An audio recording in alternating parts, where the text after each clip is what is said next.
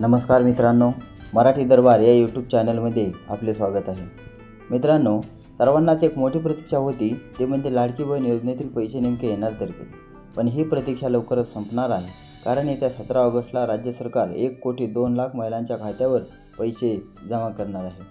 मग आता तुम्ही म्हणाल की बाकीच्या महिलांचं काय? त्यांना पुढच्या 10 दिवसानंतर पैसे मिळणार आहेत। पण मित्रांनो, यामध्ये एक गोष्ट खूप खेदजनक आहे आणि संताप आणणारी आहे, ती म्हणजे आपण किती मागासले पण आहोत याचा आरसा दाखवणारी ही गोष्ट आहे। तर बघा मित्रांनो, 27 लाख अर्ज करणाऱ्या महिलांचे आधार कार्ड बँकेला लिंक नाही। पण या अगोदर देखील एक व्हिडिओ यावर बनवला होता, आपणही ते वरडून सांगितलं होतं, त्याची लिंकही मी खाली दिलेली आहे। राज्य सरकारसुद्धा याबाबतीत जीव तोडून सांगत होते की आपल्या आधार कार्ड बँकेला लिंक करून घ्या। म्हणून बघा, प्रत्येक नागरिकाने थोडे जागरूक राहणं गरजेचं आहे। अशा घटनांमुळे शासकीय व्यवस्थेवर ताण येतो, तसेच लाभार्थ्याला वेळेला पैसे भेटत नाहीत। म्हणून एक सजग नागरिक बनून आपल्या जबाबदाऱ्या ओळखणे हे सुद्धा आपली एक जबाबदारी आहे, मोठी जबाबदारी आहे, आद्य कर्तव्य आहे। सरकार कोणतेही असो, मग त्याला नावे ठेवत बसणं हे चूक आहे। त्यामुळे आता कमी दिवसात 27 लाख आधार लिंक करणे हे सुद्धा मोठे शासनाला आव्हानात्मक आहे।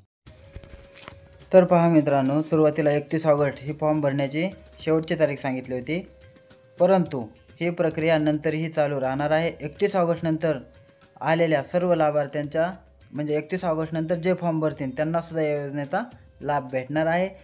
मुख्यमंत्री लाडकी बहीण योजनेत 1,35,00,000 लाभार्थ्यांची यादी सध्या घडीला तयार आहे। त्यामुळे शासनाने समजा एखादी योजना आणली तर त्याचे नेमके नियम व अटी काय आहेत हे सुद्धा आपण समजून घेणं तेवढंच गरजेचं आहे। आता ज्या महिलांचे आधार लिंक नाही त्यांनी आता तरी कृपा करून लगेच आधार लिंक करून घ्या आणि जरा जागरूक राहा। विकसित भारतामध्ये आज अशा पद्धतीच्या अडचणी येणे हे म्हणजे खेदजनक आहे।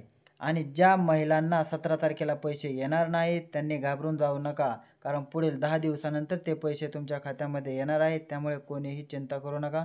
धन्यवाद।